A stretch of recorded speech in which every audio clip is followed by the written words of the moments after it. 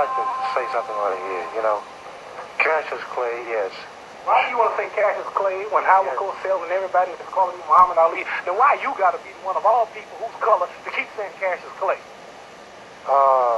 Howard Cosell is not the one's going to fight you. I am. What was the history behind the whole issue? Because it's such, you know, such an episode in boxing history.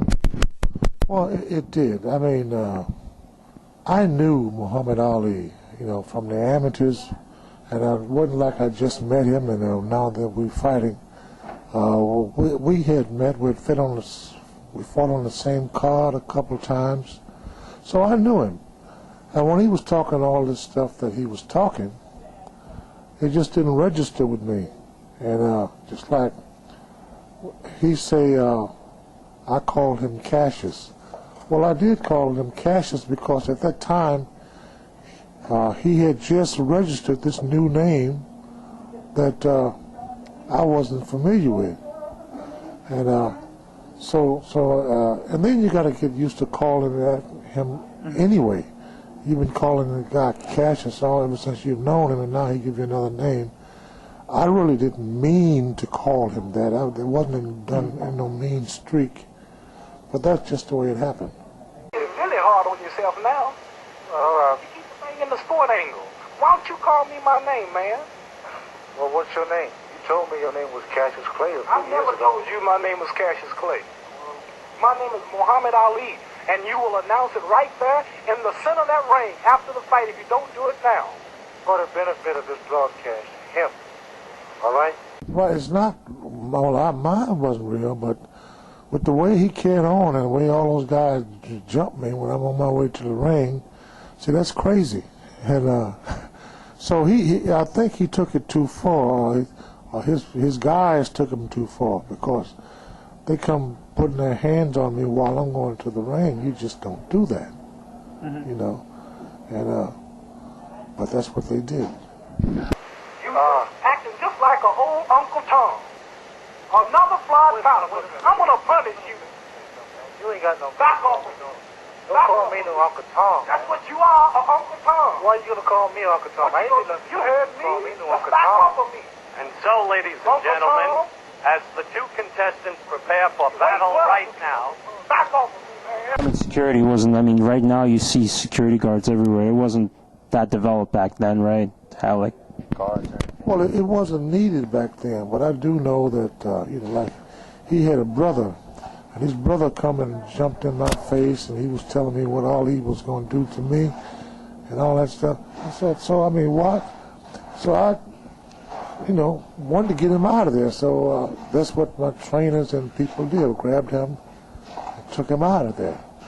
So he may have gotten mad or something like that, I don't know for sure, but you know, you just don't do that, you know, and so that was part of all the build-up that I thought what we was doing, but somehow my suit got torn up for wrestling with one of those crazy guys, and you know, you don't do that, you just don't do it.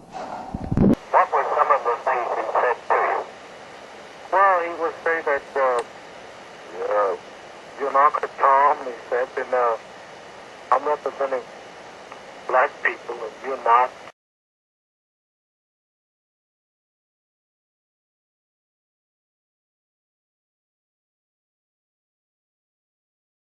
What are you doing now, you know? Well, yourself busy. I have a janitorial company in Chicago, and that's what I'm doing. I'm had a contract with the city where I clean the jails and schools. I've been doing pretty good.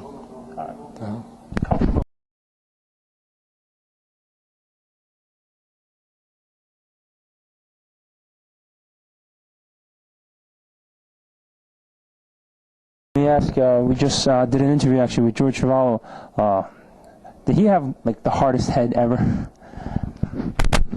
I don't know whether it's the hardest hit ever, but it was a very hard hit because he got hit so much, and he covered all of the rounds all the time. I mean, he just never would go down.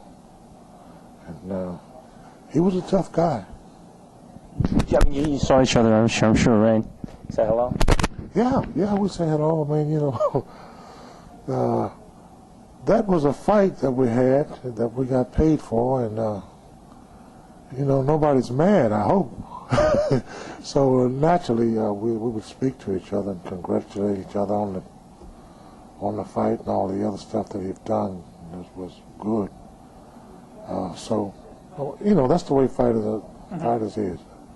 There's no grudge like the way they portray sometimes. No, he's going to say he thought he won, and he could say that. Then I won the fight, so no matter what he say, the fight's over now, and it's gone. We just got to proceed with these other things that we have to do.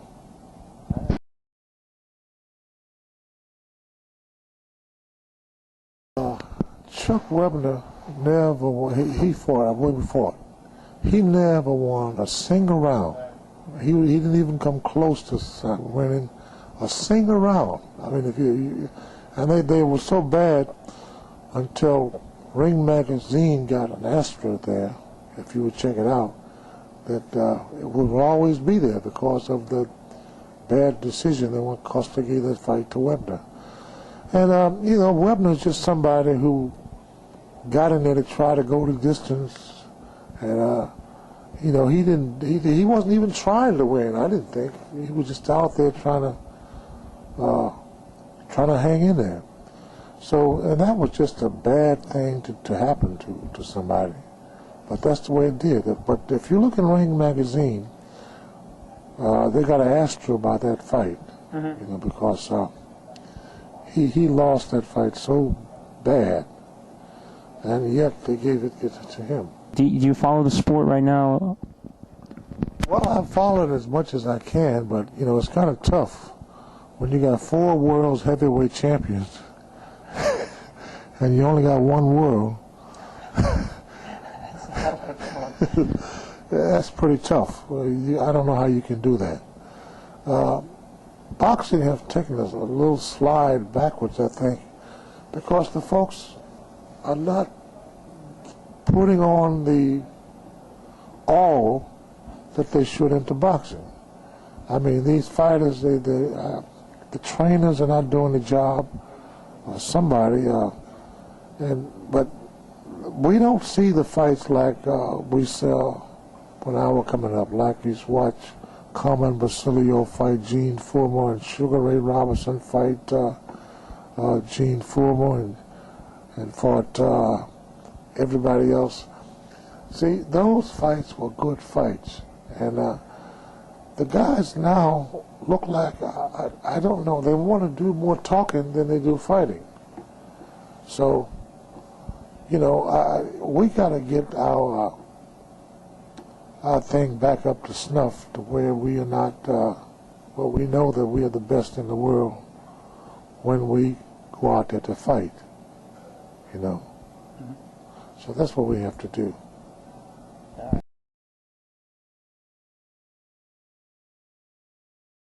You were a singer. Is that true?